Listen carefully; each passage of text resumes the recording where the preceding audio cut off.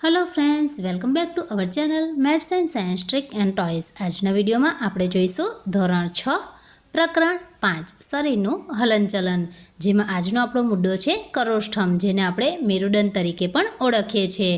तो अहीं आपणे जोई शकीए छीए आ छे आपणी करोष्ठमनी आकृति। सौप्रथम करोष्ठम ए शरीरनी धरी गणाय छे, तो आपणा शरीरनी धरी तरीके करोष्ठમને ओळखवामां आवे छे। एस आकारनी गोठवणीने लीधे करोष्ठम સ્થિતિસ્થાપક छे, तेथी आपणे वળી શકીએ છીએ। तो અહીં एस आकारनी जे आ गोठवणी छे, जेने कारणे આપણે કમરમાંથી વળી શકીએ છીએ। નાના નાના હાડકાની બનેલી રચના, જેને કશેરુકા કહેવાય છે। તો અહીં નાના હાડકાઓની આ જે રચના છે, જેને આપણે કશેરુકા તરીકે ઓળખીએ છીએ। આ નાના હાડકાઓ વચ્ચે કૂર્ચાની ગાડી હોય છે। તો અહીં આપણે આ જે નાના નાના હાડકાઓ છે, એટલે કે જે કશેરુકાઓ છે, એની વચ્ચે કૂર્ચાની ગાડી હોય છે। 33 કશેરુકા છે।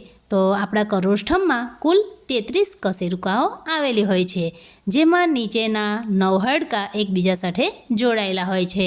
તો નીચેના જે 9 હાડકાઓ છે, જે એકબીજા સાથે જોડાયેલા હોય છે, અને ઉપરના 24 હાડકા એકબીજાથી છૂટા હોય છે। હવે જોઈશું કરોષ્ઠમ જે છે અથવા તો મેરુદંડ, તેનું કાર્ય। તો એક છે કરોડરજ્જુનું રક્ષણ કરે છે અને શરીરને ટટ્ટાર રાખે છે। આપણે સામાન્ય રીતે જાણીએ છીએ કે આપણું શરીર ટટ્ટાર રહેતું હોય તો એનું મેઇન કારણ છે, એટલે કે મેઇન વસ્તુ છે કરોષ્ઠમ। જો કરોષ્ઠમ ન હોય તો આપણું શરીર, એટલે કે આપણે ટટ્ટાર બેસી શકીએ નહીં, ઊભા પણ ટટ્ટાર રહી શકીએ નહીં।